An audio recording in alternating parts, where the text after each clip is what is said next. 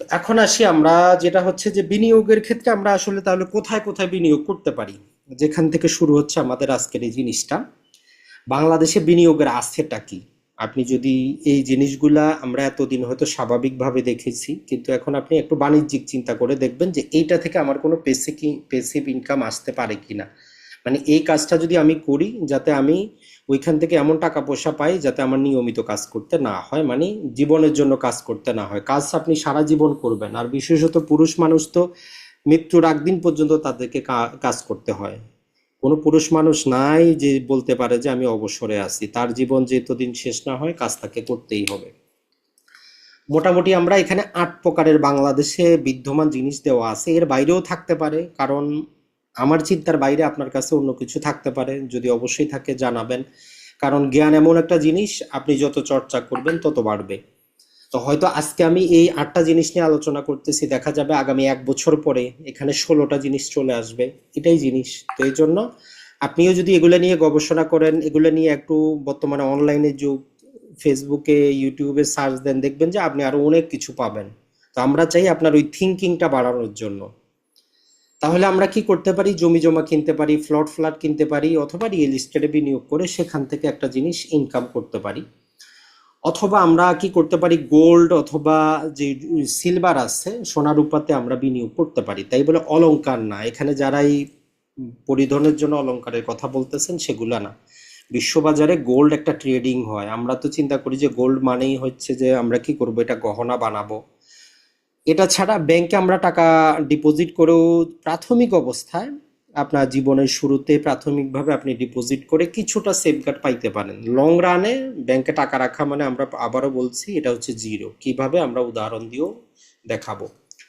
এখন এই সরকার কি করছে? সঞ্চয়পত্র রেখেছে। যদিও আসলে সরকার এই সঞ্চয়পত্রটা রাখছে যে যারা, আমরা যেটা বলি যে সমাজের মধ্যে বৃদ্ধ শ্রেণী, মানে বয়স যাদের 50-এর উপরে চলে গেছে, যারা এখন নতুন বিনিয়োগে ভয় পায়, তারা চায় তাদের সারা জীবনের ইনকামটা একটা সেফ জায়গায় থাকুক, মাসে মাসে আসুক, তারা সেখানে চলবে, তাদের জন্যই। কিন্তু সমস্যা হচ্ছে এখন আমরা ইয়াংরাও কোথাও টাকা না পেয়ে সঞ্চয়পত্র ক্রয় করি। সঞ্চয়পত্র ইয়াং যারা 20-30 বছর 40 বছর আছেন এদের জন্য না। কিন্তু কিছুই করার নাই, যেহেতু ব্যাংকে সুদের হার কম, সঞ্চয়পত্র 11 থেকে 12% দেয়, বন্ডগুলো 13% দেয়, ট্রেজারি বন্ডে আরো বেশি দেয়। তো এই জন্য এখন ওই যে 50-এর উপরে যারা, তাদের বাদ দিয়ে এখন ব্যবসায়িক শ্রেণী অথবা এই 30-35 বছরের ইয়াং যুবক, তারাও এখানে বিনিয়োগ করা শুরু করেছে। এরপরে আপনি চাইলে মিউচুয়াল ফান্ড আছে। তো মিউচুয়াল ফান্ড জিনিসটা কি সেটা আমরা দেখব আজকে বিস্তারিত। এটা ছাড়া নতুন কোনো ব্যবসায় আপনি কি হইতে পারেন? অংশীদারি হইতে পারেন। জীবনে কিছু ক্যালকুলেটেড রিস্ক নেওয়ার অ্যাবিলিটি আপনার থাকতে হবে। মানে হচ্ছে যে, যেটা সহজ ভাষায় বলতে পারি যে জুয়া খেলার মতো, কিন্তু ওই জুয়া খেলাটা হবে ক্যালকুলেটেড। যেমন ধরেন যে আপনার মাসে ধরলাম 20,000 টাকা দিয়ে ফ্যামিলি চলে, আপনার কাছে 5,000 টাকা আছে, যেটা যদি আজকে মানি ব্যাগটা যদি হারিয়ে যায় আপনার কোনো সমস্যা নাই, কালকে আপনি স্বাভাবিক থাকতে পারবেন। ওই 5,000 টাকা আপনি জুয়া খেলতে পারেন। জুয়া খেলা মানে নতুন একটা জায়গায় আপনি বিনিয়োগ করে রিস্ক নিতে পারেন। যদি জিরো হয়তো হয়ে গেল, আপনার কোনো সমস্যা নাই, যেমন মানি ব্যাগটা হারিয়ে গেল। আর যদি সেটা যদি আপনার কাজে লাগে তাহলে তো আপনার চেঞ্জ হয়ে গেল। এরপরে আসি ইন্স্যুরেন্স বা বীমা। বাংলাদেশে বীমা শিল্পটা এমনভাবে গড়ে উঠেছে ব্যাংকের ডিপিএস এর মতো। তো বীমার কাজ কিন্তু এটা না, কিন্তু আমাদের বীমা শিল্পটা হয়েছে যেটা বলবো যে ব্যাংকের ডিপিএস এর মতো। কিন্তু বীমার মূল কাজ যেটা, আজকে আমরা দেখবো যে বীমাটা আসলে কেন ইন্ট্রোডিউস করা হয়েছে। আর সর্বশেষ আমরা দেখবো যে আসলে শেয়ার বাজার জিনিসটা কি। এখন এটার মধ্যে যেটা আপনার ভালো লাগে, আপনি চাইলে ধীরে ধীরে, আজকেই করতে হবে এমন না, আগামী 5 থেকে 10 বছরে আপনি ট্রাই করেন একটা পেসিভ ইনকাম সেখান থেকে আনার জন্য। যদি মাসে আপনার 50,000 টাকা আসে, আপনার একটা টেনশন থাকবে না যে আপনার ছেলে মেয়ে বাচ্চা এরা, আপনি যদি 1 মাস যদি অসুস্থ থাকেন, ইনকাম না করেন, কিভাবে চলবে। আর এই যে মানসিক শান্তিটা আপনাকে দিবে, এইটার জন্য ব্যাকগ্রাউন্ডটা আজকে থেকে আপনাকে তৈরি করতে হবে। যদি তৈরি করতে পারেন আপনি সফল, না হলে আপনি ব্যর্থ। আর এর চাইতে দ্বিতীয় কোনো কথা নাই। যেমন ওই 2001 সালে যখন প্রেসিডেন্ট বুশ যখন কি করে, যে ওয়ার ডিক্লার করে, বলতেছে যে you are with me or against me, মধ্যপন্থা বলে কোনো পন্থা নেই। হয় আপনি আমার সাথে অথবা আপনি আমার বিরোধী, দুইটার একটা। হয় আপনি সফল, না হলে ব্যর্থ, মধ্যপন্থা বলে কিছুই নাই। এখন তাহলে আমরা আসি কাজের জিনিসে। অনেক কথা বললাম। আসলে মাঝে মধ্যে যেটা হয়, এক এক জীবনের বা এক একজনের বাস্তব অভিজ্ঞতা এক এক রকম, কারো ভালো কারো মন্দ, কারো আবার ধরেন যে কেউ তাকে সাহায্য করার মতো লোক আছে, তো তার জন্য জীবনে অতটা কঠিন হয় না, সে স্বাভাবিকভাবে জীবনটা কাটিয়ে দিতে পারে। তো আমরা নর্মালি বিনিয়োগ মানেই চিন্তা করি যে টাকা পয়সা লাভ আসবে, যে আমি কোথাও ইনভেস্ট করলাম, ওই ইনভেস্ট আমাকে কিছু প্রফিট দিবে। প্রফিট দিবে মানে মূল্য বৃদ্ধি পাবে, এটাই। যেমন জায়গা কিনলাম 1 লাখে, হবে 2 লাখ, আমি 1 লাখ লাভ পাবো, এটা আমাদের কমন চিন্তাধারা। কিন্তু আমরা ইনভেস্টমেন্ট শুধু টাকা পয়সা না, আপনার ব্যক্তিগত পার্সোনাল ক্যাপাসিটিতেও আপনাকে ইনভেস্ট করতে হবে। আপনার নিজের শরীরের গতভাবে যে যেই ব্যবসাপাতি করতেছেন সেখানে স্কিল ডেভেলপ করতে হবে, যেই আপনি চাকরি করতেছেন সেই চাকরিতে আপনাকে প্রতিনিয়ত পড়াশোনা করে স্কিলটা বাড়াইতে হবে, ওইটাতেও বিনিয়োগ। বিনিয়োগ মানে আমরা চিন্তা করি ব্যাংকে টাকা রাখবো, শেয়ার বাজারে রাখবো, এটা বিনিয়োগ, এটা না। আপনি যে বড় লোক হইতে চাচ্ছেন, আগে নিজের প্রতি বিনিয়োগ করেন, নিজের শারীরিক স্বাস্থ্যের দিকে আপনার বিনিয়োগ করেন, নিজের স্কিলের দিকে বিনিয়োগ করেন। তো এই বিনিয়োগটাও আপনার কিন্তু একটা বিনিয়োগ। তো বিনিয়োগ মানে যে শুধু টাকা পয়সা বিনিয়োগ এমন না। যেমন আমরা যারা মুসলিম আমরা সবাই জানি কি রিজিক মানে, যে কোরআনেও দেওয়া আছে যে রিজিক মানে শুধু টাকা পয়সা না, আপনার ছেলে মেয়ে, আপনি ভালো আছেন, সুস্থ আছেন, মানসিক টেনশন নাই, চলতে ফিরতে পারছেন, এটাও আপনার একটা রিজিক। তো বিনিয়োগটাও সেরকম একই রকম, বিনিয়োগ মানে শুধু টাকা পয়সা বিনিয়োগ না, বিনিয়োগ আপনার নিজের প্রতিও হতে হবে। আর আজকে থেকে যেখানেই আপনি বিনিয়োগ করবেন, রিটার্নটা আপনি হিসাব করবেন ওই যে মুদ্রাস্ফীতি বাদ দিয়ে। তাহলে আপনার চিন্তাধারাটা ওই রকম হবে, যে আমি যদি, কেউ যদি বলে আমি 10% দিব, তার মানে সে দিচ্ছে আপনাকে 2%। আর এই যে 8.5% বললাম, এটা সব সময় থাকে না, কখনো 8% হয়, কখনো 7% হয়, কখনো 10% হয়। ওইটা আপনি আপ টু ডেট থাকবেন। আজ থেকে 5 বছর পরেও যখন বিনিয়োগ করবেন, চিন্তা করবেন যে অ্যাভারেজে কত। এখন গত 20 বছরের বাংলাদেশে যদি আমরা দ্রব্যমূল্যের ঊর্ধ্বগতি দেখি, অন অ্যাভারেজে 6%। তো আপনি 8% না নিলেও অ্যাটলিস্ট 6% গড়ে চিন্তা করেন, যে সে 10% দিচ্ছে মানে 4% দিচ্ছে, আর 6% তো আপনার ওই পরিবেশের জন্যই চলে যাচ্ছে।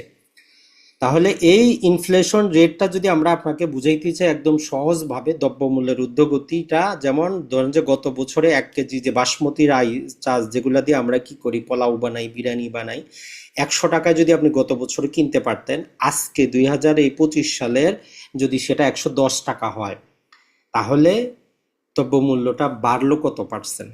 তাহলে কি হইলো, ওই যে 110 টাকা ছিল আজকে, আজকে 110 টাকা, গত বছর ছিল 100 টাকা, ভাগ দিব 100 দিকে, গুণন দিব 100 দিয়ে, তাহলে 10%। তাহলে গত বছরের তুলনায় এই বছরে দ্রব্যমূল্য বৃদ্ধি পাইছে 10%। আমরা বলতে পারি মুদ্রাস্ফীতি, টাকার মান অবমূল্যায়িত হয়েছে। মানে দ্রব্যমূল্য ঊর্ধ্ব মানে টাকার মান নিম্ন, এটাই হচ্ছে মূল খেলা। একটা যদি বাড়ে আরেকটা কমবে, দুইটা হচ্ছে পরস্পরের শত্রু। তাহলে এখন থেকে আপনি যেই জায়গার মধ্যেও যদি বিনিয়োগ করে কোথাও বিক্রি করতেছেন, বিক্রি করার আগে ওই দ্রব্যমূল্যের ঊর্ধ্বগতিটা হিসাব করে আপনি দাম বলবেন। কারণ ধরেন যে 20 শতক জায়গা আপনি 1 কোটি টাকা দিয়ে 2024 সালে ক্রয় করছেন, এখন আজকে আপনি যদি বিক্রি করতে চান, প্রথমে আগে 1 বছরে আপনার কত টাকা স্বাভাবিকভাবে অবমূল্যায়িত হইলো ওইটা বাদ দিয়ে লাভ হিসাব করে দরদাম করবেন আপনি। তাহলে এই আজকে যদি আপনি 1.5 কোটি টাকা যদি এটা বিক্রি করতে চান, তাহলে আপনি কি ওই 50 লাখ টাকা আপনার লাভ হইলো, তো সেখান থেকে 10% বাদ দেন, তাইলে আপনি প্রকৃত পাইলেন 40 লাখ টাকা। এখন আপনি ওই ক্যালকুলেশনটা আপনার মাথায় এতদিন কিন্তু ছিল না। তাহলে আজকে থেকে যখনই আগামী 1 বছর পরে কোনো কিছুর লাভ লস হিসাব করবেন, মাঝখান দিয়ে ওনাকে হিসাব আপনি করবেন। এখন ধরেন যে আপনি যদি সেভিং অ্যাকাউন্টে এই 1 কোটি টাকা রাখে দিতেন, ব্যাংক যদি আপনাকে 6% হিসাবে সেভিং অ্যাকাউন্টে দিত, এফডি আর আপনি নাই করলেন, আমরা 8-10% নাই ধরি, তাহলে এই 6% হিসাবে ব্যাংক আজকে কত দিত? 1 কোটি 6 লাখ থাকতো, 1 কোটি আপনার আর 6 লাখ ব্যাংক দিত। আর এই দ্রব্যমূল্যের ঊর্ধ্বগতি হচ্ছে কত? 10%। তার মানে আপনার কি হইলো? লস হয়ে গেল 4 লাখ টাকা। আপনি ব্যাংকে টাকা রেখে আপনার 4 লাখ টাকা লস হয়ে গেল। এইটা কিন্তু চিন্তা করতে হবে। এখন তাহলে আপনি বলবেন যে ভাই আমি করব কি? এই করব কি চিন্তাটা যদি আসে তাইলে আপনি সফল। এখন আপনি ওই যে আমরা যেগুলো দেখাইলাম 8টার মধ্যে কোনো না কোনো যেটা আপনার জন্য সুইটেবল হয়, ধীরে ধীরে আপনি সেদিকে সাস্টেইনেবল ভাবে ধীরে ধীরে আগাইতে হবে। একদিনেই ঝাঁপ দেওয়া যাবে না। আপনার 1 কোটি টাকা আছে, আপনি 10টা জায়গায় ভাগ করে একদিনে ইনভেস্ট করে দিবেন, এই কাজ করা যাবে না। আপনার টাকা আছে, আপনি ধীরে ধীরে আপনি ওই জায়গায় ইনভেস্ট করবেন যেটা রিলেটেড আপনি অন্তত কিছু বুঝেন, যে ওই ব্যবসাটা, স্বর্ণের ব্যবসাটা কিভাবে চলে, জায়গা জমির ব্যবসাটা কিভাবে চলে। একটু বেসিক নলেজ না থাকলে ওইখানে 1 টাকাও আপনি ইনভেস্ট করবেন না। এখন চলে আসি আমরা, প্রথমত আমরা দেখেছিলাম জায়গা জমির ক্ষেত্রে, এবার আর একটু বিস্তারিত দেখার চেষ্টা করি যে আমরা একটা জায়গা জমিতে তো আমরা বললাম যে আপনার লস করবে না, কিন্তু লাভ করতে চাইলে এখানে কিছু ফ্যাক্টর আছে। এক নম্বর হচ্ছে লোকেশনটা ফ্যাক্টর করে, কোন লোকেশনের জমি, মালিকানাটা একটা বিষয় আছে, জমিটা কোন কাজে ব্যবহৃত হচ্ছে, জমিতে কিছু প্যানিক থাকতে পারে, হুমকি থাকতে পারে, এবং দামও একটা বিষয় আছে। তাইলে এই পাঁচটা জিনিস যদি আপনি বিবেচনা করে যদি আপনি কোনো জমিতে, সেটা যেখানেই হোক বাংলাদেশের, ইনভেস্ট করেন, আপনি একটা যদি বলি আমরা ভালো পরিমাণে লাভ করতে পারবেন। শুধু জমি কিনলেই লাভ হবে না, লাভ করতে হলে এই পাঁচটা জিনিস আপনার মাথায় থাকতে হবে। নাম্বার ওয়ান হচ্ছে লোকেশন। লোকেশন যত ভালো, জমি ক্রয় করতেও আপনার দামটা বেশি লাগবে। একটা জিনিস মনে রাখবেন, বেশি দামে কিনলেই আপনি বেশি দামে বিক্রি করতে পারবেন, কিন্তু যদিও আমাদের স্বাভাবিক থিওরি হচ্ছে যারা ব্যবসা করে বা ব্যবসায়িক কোর্স আছে যে কম দামে কিনবো বেশি দামে বিক্রি করব। তো আপনি আরেকজনকে এত বোকা কেন ভাবতেছেন যে সে প্রকৃত মূল্য ছাড়া আপনার কাছে কম দামে বিক্রি করবে? তাহলে এই যে কম দামে বিক্রি করে বেশি দামে, কম দামে ক্রয় করে বেশি দামে বিক্রি করার থিওরিটা হচ্ছে অচল। মানে আপনি আরেকজনকে বোকা ভাবতেছেন, যে বিক্রেতা সে কিছু বুঝে না, সে 10 লাখ টাকা জমি আপনাকে 5 লাখ টাকা দিয়ে দিবে। তো এই চিন্তা করা যাবে না, সবাই তার জ্ঞানগতভাবে সবাই কিন্তু অ্যাক্টিভ। তো এই জন্য কাউকে বোকা ভাবার দরকার নেই, কেউ জীবনে বোকা না। তাহলে 10 লাখ টাকার জমি আপনি মার্কেট প্রাইসেই ক্রয় করেন। আমরা এই জায়গা জমিতে কেন আমরা কি করি, আপনাকে বলে যে ভাই 5 দিনেই টাকা দিতে হবে, নাইলে আরেকজন নিয়ে যাবে, আপনি কম দামে পাচ্ছেন। এই কম দামে কথা শুনলে বলবেন যে আমি কম দামে নিব না, আমি কারোর থেকে দান খয়রাত নিব না। যেই জিনিসটা প্রকৃত বাজার যে মূল্য, আমি সেই মূল্যেই নিব। ওইটাতে আমি ভ্যালু এড করব, ভ্যালু এড করে আমি এটা অধিক দামে বিক্রি করব। এই চিন্তা যদি আপনার কাছে থাকে, কোনো রিয়েল এস্টেট কোম্পানি, কোনো ব্যক্তি জায়গা জমির ক্ষেত্রে আপনাকে প্রতারিত করতে পারবে না। কিন্তু 100-র মধ্যে 90% আমাদের গত প্রায় 8 বছরের অভিজ্ঞতায় বলতে পারি, লোভেই তারা কি হয় যে সে কম দামে পাচ্ছে, তাই দ্রুত তাৎক্ষণিক কোনো কিছু চিন্তা ভাবনা না করেই সে ক্রয় করে ফেলে, বিনিয়োগ করে ফেলে, পরে দেখা যায় যে এখানে সমস্যা। তাহলে আজকে থেকে চিন্তা করবেন, শুধু জায়গা জমি না, এই যে বিভিন্ন দোকানে, সুপার মার্কেটে, বিভিন্ন জায়গায় আপনাকে 50% ডিসকাউন্ট দিচ্ছে, আপনার দরকার নাই তাও আপনি জিনিসটা কিনতেছেন। চিন্তা করবেন যে আপনি অফারে কোনো কিছুই কিনবেন না যদি আপনার না লাগে। আপনার প্রয়োজন হইলে আপনি প্রয়োজনে অধিক ইনভেস্ট করে অধিক টাকা দিয়ে কিনবেন। মানে যেই জিনিসটা আপনার প্রয়োজন নাই ওইটা যদি কেউ আপনাকে ফ্রিতে দেয়, তারপরেও চিন্তা করবেন যে অযথা আমি আমার বার্ডেনটা কেন নিব। এটা চিন্তা করবেন যে আপনার যদি প্রয়োজন হয় আপনি অবশ্যই কিনবেন, প্রয়োজন নাই কেউ ফ্রিতে দিলেও নিবেন না। যদিও আমাদের আছে যে বাঙালি ফ্রিতে আলকাতরাও খায়, খাওয়া যাবে না। যত ভালো জিনিসই হোক আপনার লাগবে না, আপনি ফ্রিতে দিলেও নিবেন না, এটা মাথায় রাখবেন। তাহলে মানসিকভাবে আপনি প্রস্তুত থাকতে পারবেন, সম্পত্তি ক্রয় করার ক্ষেত্রে প্রতারিত হবেন না। এখন লোকেশনের ক্ষেত্রে আসি। দেখেন এইটা একটা রাস্তা, এটা আমরা সবাই বুঝি, রাস্তার পাশে জমি, দাম বাড়বে দ্রুত। তাহলে এই যে ধরেন যে এইখানে পিছনে এই জমিটা যদি আপনাকে, এখন ধরেন যে সামনের জমিটার দাম চলতেছে 1 লাখ টাকা শতক, এখন পিছনের বলে এটা বলতেছে যে ভাই আমার জমিটা 50,000 টাকা শতক, আপনি নিয়ে নেন। আপনি চিন্তা করতেছেন সামনেরটা 1 লাখ, পিছনেরটা 50, তাহলে আমি 50% ডিসকাউন্টে পাচ্ছি, আমি নিয়ে নেই। কিন্তু আপনি এইটাকে চিন্তা করতে হবে যে এই জমিটা আপনি যদি কোনোভাবে রাস্তা বের করতে না পারেন, আগামী 10 বছরেও এটা আরো 100% অবমূল্যায়িত হবে, এটা কখনোই উপরের দিকে যাবে না। তার মানে হচ্ছে কি, যেই জিনিসটা আপনি যদি কোনোভাবে যদি আশেপাশে দেখেন যে হ্যাঁ আমি এটাতে কি করতে পারবো, একটা ভ্যালু অ্যাড করতে পারবো, এটাকে বলা হয় যে ভ্যালু অ্যাড করা। যদি আপনি কোনোভাবে এটাতে ভ্যালু অ্যাড করতে পারেন, প্রয়োজনে এই সাইটে চিকন করে যদি আপনি এখান থেকে মালিকের কাছ থেকে কিছু জমি ক্রয় করতে পারবেন, অল্প 2-3 শতক, যাতে আপনি একটা রাস্তা তৈরি করতে পারেন, তাহলেই নিবেন। যদি দেখেন যে না এই এলাকায় সম্ভব না, তাহলে যদি পানির দামেও দেয় আপনার নেওয়ার দরকার নাই। এখানে আপনি লাভ করতে পারবেন না, কারণ এখানে আপনি ক্রেতা পাবেন না। যে কোনো জিনিসের দাম নির্ধারণ করে ডিমান্ড এবং সাপ্লাই এর উপর। কারণ যখন আপনি ক্রেতা পাবেন না, আপনার 10 লাখ টাকার জিনিস কেউ 5 লাখ টাকাও নিবে না। এইটা মাথায় রাখবেন। তাহলে জায়গা জমির ক্ষেত্রে লোকেশনটা ম্যাটার করে, লোকেশন দেখে আপনি ক্রয় করবেন। এখন আসি এই উদাহরণে, ধরেন যে এটা টোটালটা আপনার একটা রাস্তা, এখন এই সামনের জমিটা আপনি যদি বিক্রি করে আপনি নিবেন, কোনো সমস্যা নেই, বাজার ভ্যালু যতই হোক বাজার ভ্যালু দিয়ে আপনি এটা নিতে পারেন, কোনো সমস্যা নেই। এটা আপনি নিয়ে দুই রকমের ভাবে আপনি বেনিফিট হইতে পারেন। একটা হচ্ছে এটাতে আপনি কিছু ভ্যালু অ্যাড করলেন, ভ্যালু অ্যাড করা মানে আপনি চতুর্দিকে একটু ওয়াল দিলেন, যদি নিচু থাকে একটু সেখানে সমতল করলেন, প্রয়োজনে সেখানে একটু টিনের দোকানপাট কিছু দিলেন, সামান্য কিছু ভ্যালু অ্যাড করলেন, দেখবেন যে আপনার ওইটা 10 গুণ আপনাকে বেনিফিট দিচ্ছে। পাশাপাশি পিছনের যে জমিগুলো আছে, ওই পিছনের জমিটা কিন্তু এখন আপনার উপর নির্ভরশীল যদি তারা বিক্রি করতে চায়। পিছনে যারা আছে এরা এখন আপনার উপর নির্ভরশীল। এখন যদি মার্কেট ভ্যালু 1 লাখ টাকা চলে, আপনি বাইরের লোক জীবনেও এটা 1 লাখ দিয়ে নিবে না। এখন সেটা কিন্তু আপনি আপনার সুবিধা মতো করে আপনি সেটার উপর নিয়ে দুইটাকে একসাথে করে আপনি আপনার মতো করে লাভবান হইতে পারেন। সামনেটা আপনি একটু বেশি দামে নিচ্ছেন, পিছনেরটা পান বা না পান কোনো সমস্যা নেই, যদি পান তাহলে আপনি ওই বিনিয়োগ থেকে ডবল লাভ করতে পারবেন। এখন আসি আমরা বাণিজ্যিকের ক্ষেত্রে। মনে রাখবেন, বাণিজ্যিক জমির ক্ষেত্রে যেইখানে আপনার সংযোগ যত বেশি, জমির তত দাম আপনাকে দিবে। ধরলাম যে এটা আমরা একটা চৌরাস্তা হিসাব করলাম, এই জমিগুলাতে যত রাস্তার সংযোগ বেশি পাবেন, মনে করবেন যে আপনি জীবনের সিঁড়িগুলা তত পাইছেন।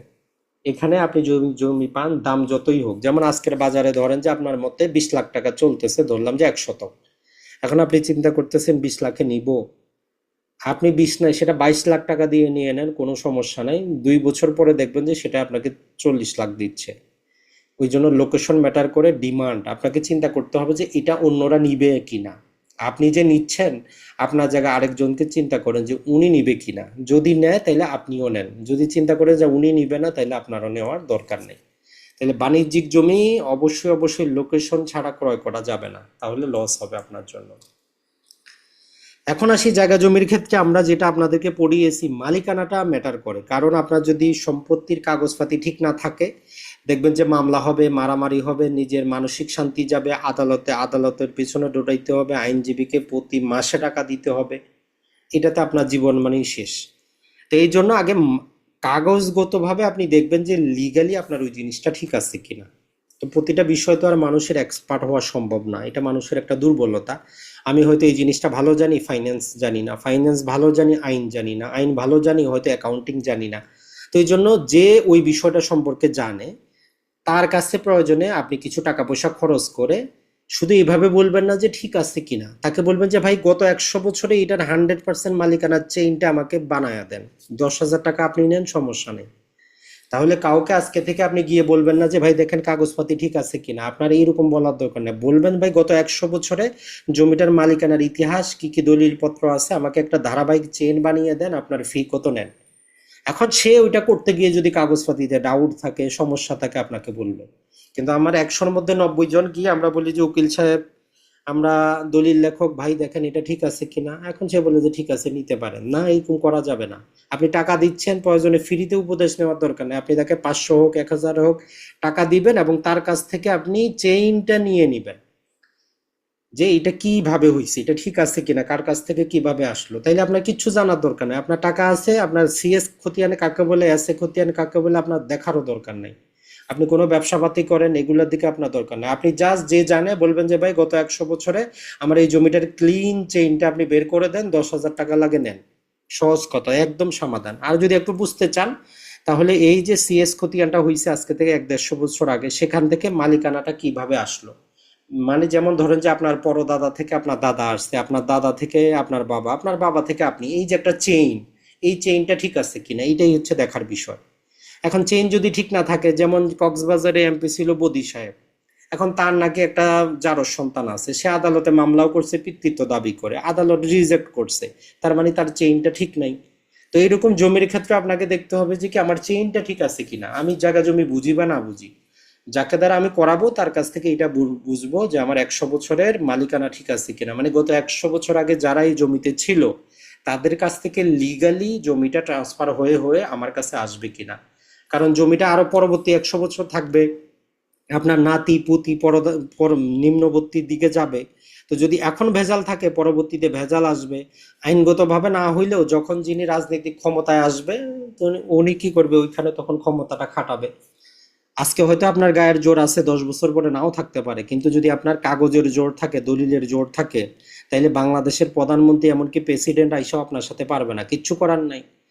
আরেকটা উদাহরণ দেই, যেমন ধরেন যে এই যে আমাদের সড়ক এবং জনপথ বিভাগ আছে, এদের যে জায়গা জমি আছে, দেখবেন যে এরা জমি অধিগ্রহণ করা আছে, এর বাইরে 1 ইঞ্চি জমি আপনার সে নিতে পারে না। নিতে হইলে তাকে প্রপারলি আপনার কাছ থেকে অ্যাকুইজিশন করতে হবে অথবা সমঝোতায় কিনতে হবে। কখন পাবে? যখন আপনি আপনার নিজস্ব জমিতে থাকবেন আর সড়ক বিভাগ তার জমিতে থাকবে। আমাদের অঞ্চলে এরকম সম্পূর্ণ বাজারের মধ্যে এমন হয়েছে যে একজন পার্টির জন্য রাস্তাটাকে টোটালটাকে চেঞ্জ করতে হয়েছে, বাঁকা করতে হয়েছে, কিছু করার নাই, সে তার জমি বিক্রি করবে না। সরকার অধিগ্রহণ করতে হলে স্পেশাল অধিগ্রহণ অ্যাকুইজিশন করতে হয়, কিছু করার নাই। তো এই জন্য আপনি যদি লিগালি যদি আপনার জায়গাটা ঠিক রাখতে পারেন, বাংলাদেশে এমন কোনো শক্তি নাই যে আপনাকে ঠকাবে। সরকার অধিগ্রহণ করলে আপনারে টাকা দিবে, কোনো সমস্যা নেই, সেটা ভিন্ন জিনিস। কিন্তু অন্য কোনো আদালত, অন্য কেউ আপনাকে কি করতে পারবে না, ঠকাইতে পারবে না। তাহলে আপনার যত প্রকার খতিয়ানের কপি আছে, সমস্ত খতিয়ানের কপিগুলো আপনি কি করবেন, সংগ্রহ করবেন, এগুলো পিডিএফ করে আপনার মোবাইলে রাখে দিবেন। যেহেতু পরবর্তী যুগে আমরা কি যাব, অনলাইনে দলিল খতিয়ান পাবো, তো কাগজপাতি আপনি পিডিএফ তৈরি করে রেখে দিবেন। যত দূর পাওয়া যায়, দলিল সবগুলো কিন্তু পাবেন না, যত দূর পাওয়া যায় সেগুলো কালেকশনে রাখবেন। প্রয়োজনে প্যান্টাগ্রাফ করে জমিটা নকশা মোতাবেক দখলটা ঠিক আছে কিনা সার্ভেয়ারের মাধ্যমে এটা যাচাই করবেন। আপনি এক এক ধরেন যে আপনি 10 লাখ টাকা বিনিয়োগ করতেছেন, তো এই জমিটা রেগুলার যাচাই করতে যদি আপনার 10,000 টাকা যায়, আপনার টেনশন তো নেওয়ার দরকার নাই।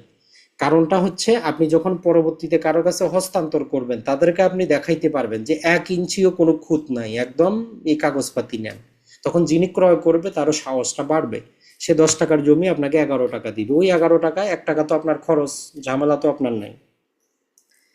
এখন আসি, যেটা হয় যে অনেক ক্ষেত্রে আমরা অপরিচিত জায়গায়ও যাই। ধরেন যে আপনি ঢাকায় থাকেন, এখন ঠাকুরগাঁও একটা জমির দাম কত, দালাল তো আপনাকে একটা বলবে। কক্সবাজারের জমির দাম কত আমি তো আর জানি না, এটা জানাও সম্ভব না। তো কিভাবে তাহলে আপনি নতুন একটা পরিবেশে গিয়ে, সেখানে নর্মাল নিয়ম হচ্ছে আপনি সেখানে 6 মাস থাকেন, আশেপাশে সবার সাথে কথা বলেন, 1-2টা জমি সেল করেন, তাইলে আপনি বুঝতে পারবেন যে জমির দাম কেমন চলতেছে। না হলে আপনার পরিচিত একজন একরকম বলবে, দালাল একরকম বলবে, সাব রেজিস্ট্রেশন অফিসে একরকমের হিসাবপাতি পাবেন। তো এগুলো কিভাবে কম্বাইন করবেন সেটাও আমরা দেখার চেষ্টা করব। আর ওই জমিটার মৌজা রেট, সরকারি রেটের জমির দাম কত আছে, এটাও একটু জানার চেষ্টা করবেন। এরপরে গত 25 বছরে, যেহেতু আমাদের দলিলে 25 বছরের সর্বনিম্ন মালিকানা দেওয়া বাধ্যতামূলক, এটা না থাকলে দলিল করা যায় না। তাই এই গত 25 বছরের মধ্যে ওই সম্পত্তিটা কারো কাছে বিক্রি, হেবা, দান, বন্ধ কেউ গোপনে করছে কিনা, এটা জানার উপায় হচ্ছে দলিল তল্লাশি করা। নর্মালি এটার জন্য যারা ব্যাংক থেকে লোন নেন, এদেরকে এনইসি সার্টিফিকেট বলে একটা হয়, একটা নির্দয়ী সনদ নিতে হয়। যদিও সাব রেজিস্ট্রারদের দায়িত্ব হচ্ছে সরকারি 3টা ব্যাংকের জন্য দেওয়া, তবে টাকা পয়সা দিলে তারা যাচাই করে সিল দিয়ে দেয়। তো আপনি 25 বছরের মধ্যে দেখবেন যে এটা কারো কাছে গোপনে সে বিক্রি করছে কিনা।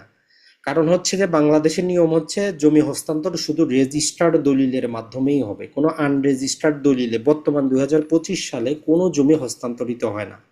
রেজিস্টার্ড দলিল ছাড়া মুখের কথার কোনো দাম নাই, এটা মনে রাখবেন। এটা ছাড়া আর যে কাজটা করবেন, সবকিছু ঠিক থাকলেও আপনার ভূমি অফিসের 2 নাম্বার একটা বই আছে, যেটাকে আমরা বলি যে মালিকের বই। ওইখানে কত টাকা খাজনাপাতি দেওয়া হয়েছে এবং ওই জমিটা বিক্রি হয়েছে কিনা।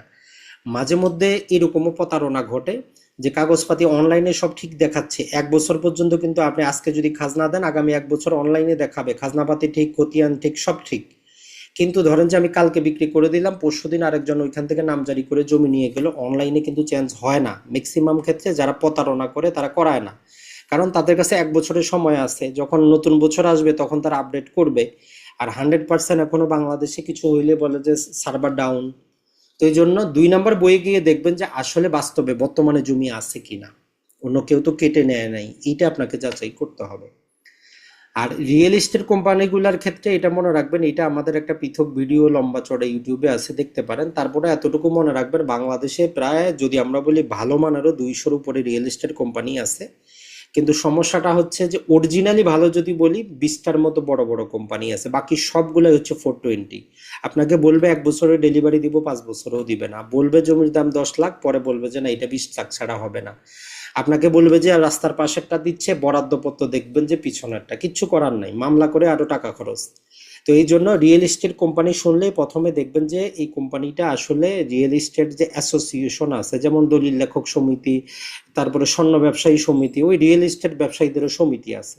এখন ওই সমিতিতে এত সহজে সদস্য হওয়া যায় না, বাৎসরিক ফি দিতে হয়, প্রথমবারে বড় পরিমাণ একটা টাকা দিতে হয়। তো এই ছোটখাটো কোম্পানিগুলো সেখানে যায় না। তো এই জন্য আপনি দেখবেন যে আপনি যার কাছ থেকে নিচ্ছেন সে রিহ্যাবের সদস্য কিনা, যদি থাকে তার কাছ থেকে তার কপি নিবেন।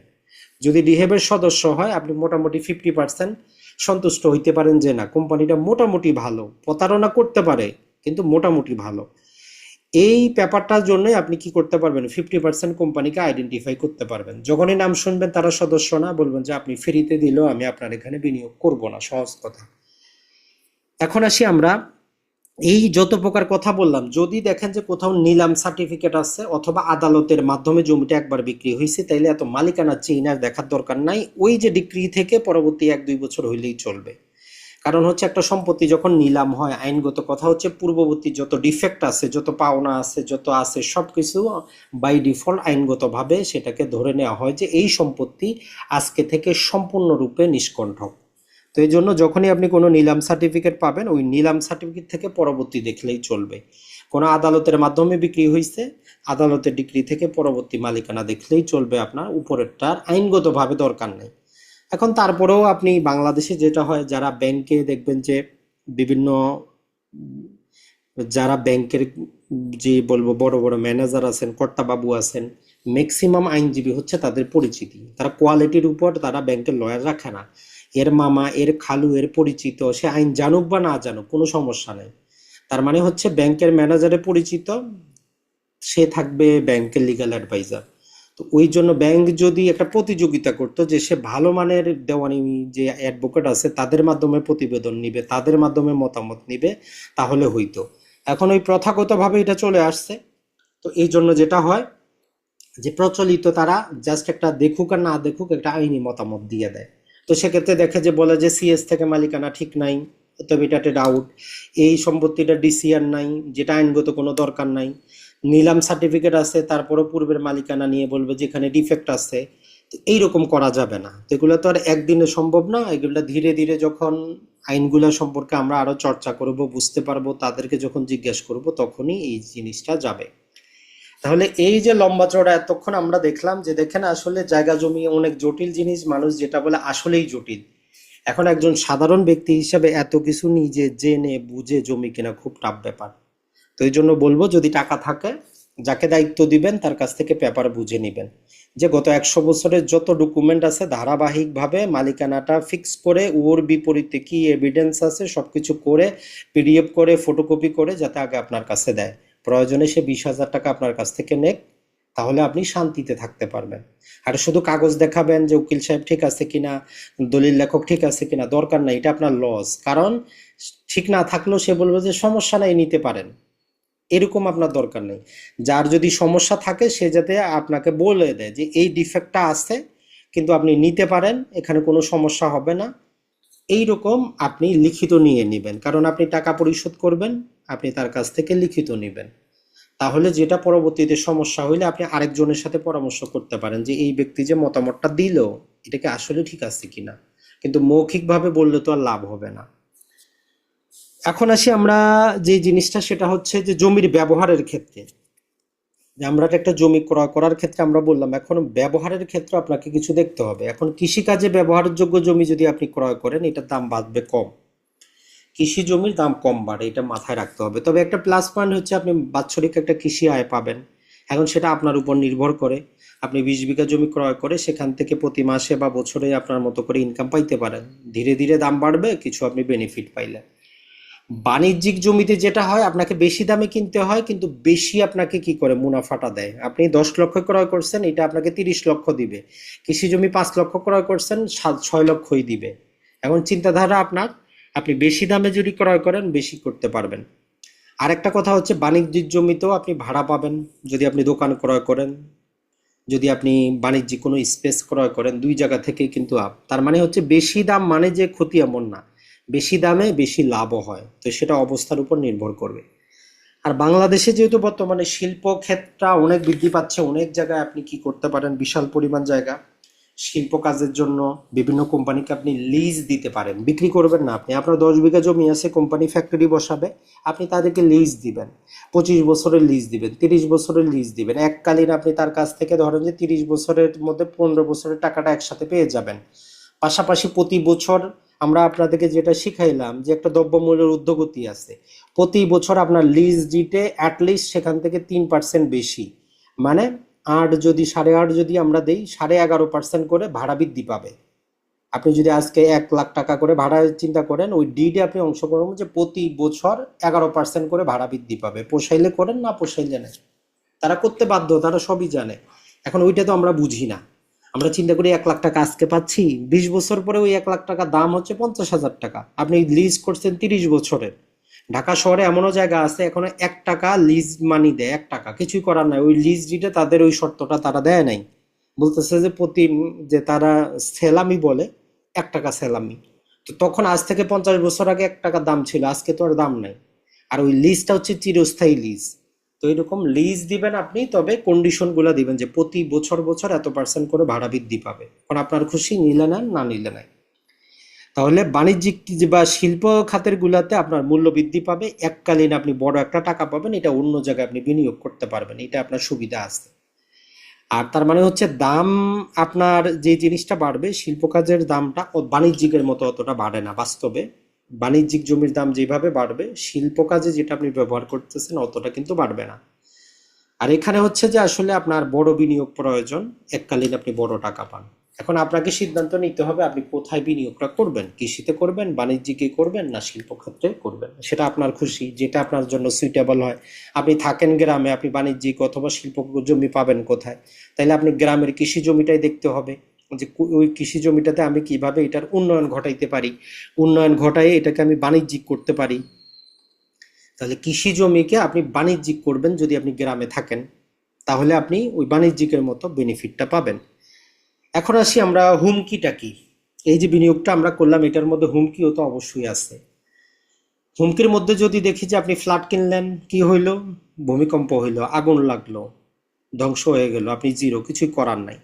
জমি কিনলেন, নদীর আশেপাশে কিনলেন, ভাঙন হইলো, নদীতে চলে গেল, আপনার লস। জমি কিনলেন, আপনি টার্গেট করে ক্রয় করছেন, কিন্তু সরকার অধিগ্রহণ করলো। এখন অধিগ্রহণে যদিও আমরা চিন্তা করি যে 3 গুণ টাকা দেয়, কিন্তু কথা হচ্ছে যে আপনার জমিটার অবস্থার উপর ভিত্তি করে। আপনার জমিটা যদি বাণিজ্যিক জায়গা হয়, যেটা প্রতি বছরই বাড়বে 10 গুণ, তো সরকার আপনাকে 3 গুণ দিলে তো আপনার লস। আমরা হয়তো স্বাভাবিকভাবে চিন্তা করি যে 1 লাখ টাকা জমি আমি 3 লাখ টাকা পাচ্ছি, না, এটা আপনার লস। আপনার যদি ভিতরের জমি হইতো, যেগুলো কেউ নিবে না, যেটা দাম বাড়বে না, সরকার 3 লাখ দিত, ঠিক ছিল। আর সরকার যে জমিগুলা নেয় ম্যাক্সিমামই দেখা যায় যে হয়তো 20 ফিট রাস্তা আছে, দুই দিক থেকে আরো তারা নিচ্ছে, অথবা নতুন করে আপনার ভালো জায়গাটা নিচ্ছে। তাহলে এটা নির্ভর করবে, যদি যেই জায়গার দাম বাড়ে ওটা যদি অধিগ্রহণ হয় আপনার ক্ষতি, যেই জায়গার দাম বাড়বে না ওইটা অধিগ্রহণ হইলে আপনার লাভ। তাহলে চিন্তা ভাবনাটা আপনাকে দুই ভাবে করতে হবে, যে আমার 1 লাখে 3 লাখ দিচ্ছে, এটা লাভ কখন আর ক্ষতি কখন। যদি এখন আপনার কিছু করার নাই, সরকার, বাংলাদেশে আইন হচ্ছে সরকার যেই কোনো সম্পত্তিকে অধিগ্রহণ করতে পারে, সরকার আইন করে, জেলা প্রশাসক গেজেট করে যে কোনো সম্পত্তি অধিগ্রহণ করতে পারে, কিছু আপনার করার নাই। তো তখন আপনাকে চিন্তা করতে হবে যে আমি যেইখানে লাভবান হইতাম, তাহলে আমাকে এমন জায়গায় বিনিয়োগ করতে হবে, অবশ্যই আরো বাণিজ্যিক জায়গায়। আমি এক বাণিজ্যিক জায়গা থেকে আরেক বাণিজ্যিক জায়গায় যাব। এখন আপনি যদি ওই বাণিজ্যিক জায়গার সমস্ত টাকা পয়সা যেগুলো 20-30 লাখ 50 লাখ পাইছেন সব কৃষি জমি ক্রয় করে রাখেন, আপনি যেই পরিমাণ গ্রোথ হইতো ওইটা আপনার হবে না। তাইলে আপনি যে প্যাসিভ ইনকাম আনবেন, আনার জন্য আগে তো আপনার থিওরিগুলা বুঝতে হবে। এটার জন্য আপনি নিজেকে নিজে প্রশ্ন করবেন, কোনো বই আপনাকে শিখাবে না, কেউ আপনাকে শিখায় দিবে না, কারণ অবস্থাটা সবার ভিন্ন। আপনি এক পরিবেশে বড় হয়েছেন, আমি এক পরিবেশে বড় হয়েছি। তো এই জন্য যেইটা যার জায়গায় যেটা খাটবে সেই অনুযায়ী করবেন। এখন আসি যে অপরিচিত জায়গায় আপনি বাজার ভ্যালু কিভাবে করবেন, যেখানে দালাল বলবে যে ভাই এখানে তো 20 লাখ টাকা পাশেরটা বিক্রি হয়েছে, এটা তো 2 বছর আগে বিক্রি হয়েছে, এখন তো 25 লাখ যাবেই। তো মানসিকভাবে আপনি ধরেই নেন এই জমি সর্বনিম্ন 20-এর কমে আসবে না। তার মানে প্রথমটা আপনি ধরা খাইয়ে গেলেন। দেখবেন যে যারা অভিজ্ঞতা আছে বাস্তবে বলবে যে ভাই 20 লাখ পাশেরটা বিক্রি হয়েছে 6 মাস আগে। তার মানে আপনারা বুঝাই দিল যে এই জমি 20-এর কমে বিক্রি হবে না, যা দাম বলবেন 20-এর উপরে বলবেন। এখন আসি, প্রথমে আপনি যে কাজটা করবেন সেটা হচ্ছে ওই অঞ্চলের মৌজা রেট চেক করবেন, অনলাইনেও পাওয়া যায়, অথবা সাব রেজিস্ট্রেশন অফিসে খোঁজ নিলে সরকারি দামটা আগে আপনি জানার চেষ্টা করবেন, যদিও সেটা প্রকৃত দাম না, কিন্তু জানার চেষ্টা করবেন। ধরলাম যে একটা এলাকার সম্পত্তির দাম হচ্ছে প্রতি শতক 50,000 টাকা, সরকারি ভ্যালু দেওয়া আছে, এইটাকে আপনি মাথায় নেবেন। এরপরে আশেপাশে জমির দামটা, যেটা আমরা বললাম, ওই যে যার সাথেই যাবেন, আত্মীয় স্বজন হোক আর পাড়া প্রতিবেশী হোক, দোকানদার হোক আর আপনার ওই যে এজেন্ট হোক, দালাল হোক, সে তো একটা দাম বলবে। ধরলাম যে সে আপনারে বললো 80,000 টাকা করে এখানে শতক চলতেছে, তো দুইটা আপনি ভ্যালু পাইলেন। এখন আপনার নিজের থিওরি আপনাকে লাগাইতে হবে যে যেই জমিটা আপনি করতে চাচ্ছেন এটার কি আশেপাশে রাস্তা আছে, এটা কি যোগাযোগটা ভালো, এটাকে আমি বাণিজ্যিক করতে পারবো, এটা কি বাণিজ্যিক হবে, জমিটা কি সামনের অংশ কিনা। এই তিনটা যদি ইয়েস আপনার হয় যে এটা আমি বাণিজ্যিক করতে পারবো, রাস্তা আছে, সামনের অংশ, তাহলে আপনি ওই যে মৌজা রেটের 10 গুণ পর্যন্ত বাজার ভ্যালু করতে পারেন, এটাতে কোনো সমস্যা নেই। আর ওই প্রকৃত দাম তার ওইটা। শেয়ার বাজারে যারা বিনিয়োগ করেন এটাকে বলে যে ইন্টেন্সিক ভ্যালুটা কত। ধরেন যে একটা শেয়ার আজকে চলতেছে 2000 টাকা, তো ক্যালকুলেশনে বলা যায় যে এই কোম্পানিটার শেয়ারটার প্রকৃত দাম মাত্র 1500 টাকা, 500 টাকা মানুষ বেশি দিচ্ছে। এখন ওইটা দেওয়ার নানা কারণ থাকতে পারে। তাহলে যেইটা আপনি 50,000 টাকা মৌজা রেট পাইছেন ওইটারে আপনি কি করতে পারেন 5 গুণ পর্যন্ত বাড়াই দিতে পারেন, তার মানে 2.5 লক্ষ টাকা আপনি ওই জমিটার শতক নিতে পারেন, আপনি কোনো অংশে ঠকবেন না। তাহলে এটা আপনি বের করলেন কিভাবে, দুইটা ক্যালকুলেশনের মাধ্যমে। আবার একই ক্ষেত্রে দেখেন যে যদি দেখেন যে না জমিটা আপনার বাণিজ্যিক হবে না, সারা জীবন কৃষিই থাকবে, সামনের অংশটা পাচ্ছেন কিন্তু কৃষিই থাকবে, এটা বাণিজ্যিক করা সম্ভব না, রাস্তা করাটাও সম্ভব না, এখানে কোনোভাবেই সম্ভব না, তাহলে ম্যাক্সিমাম মৌজা রেটের আপনি 3 গুণ পরিমাণ বাড়াইতে পারেন, মানে 1.5 লক্ষ টাকা আপনি ওইটাতে নিতে পারেন। এখন আসি সর্বশেষ যেটাতে রাস্তাঘাট কোনোদিনও হবে না, বাণিজ্যিকও হবে না, কান্দরের মাঝখানে, যেটা স্বাভাবিকভাবে ওই দ্রব্যমূল্যের ঊর্ধ্বগতি যেই 6% 7% বাড়বে, জমির দামও ওইটা বাড়বে, তাইলে ওইটা 1 টাকাও বেশি দেওয়া যাবে না, পারলে মৌজা রেট যদি 50 থাকে বলতে হবে যে 30,000 টাকা ওই জমির দাম। তাহলে একটাই জিনিস, মৌজা রেট আপনি কখন গুণ করবেন, কখন সমান রাখবেন, কখন আসবে, এটা নির্ভর করবে ওই জমিটা কোথায়, লোকেশনটার উপরে। এটা আপনি বাংলাদেশে এমন জায়গায়ও যান যেখানে কোনোদিন যান নাই, কারোর সাথে কথা বললেন নাই, তাদের কাছ থেকে আপনি এই ভ্যালুটা বের করে 6 মাস পরে আপনি তখন নিজে ক্যালকুলেশন করবেন যে হ্যাঁ আপনার ক্যালকুলেশন 100তে 100 সঠিক, আর আপনি ঠকবেন না। এই থিওরিটা আপনি কাজে লাগাইতে পারেন, আপনি দেখতে পারেন যে কেমন হয়। এখন চলে, এইটা ছিল আমাদের জায়গা জমি রিলেটেড জিনিসগুলো। তো মাঝে মধ্যে আসলে মানুষের একটা সাইকোলজি হচ্ছে 1 ঘন্টা লাগাতো যদি আমরা শুনি, পরে আর শুন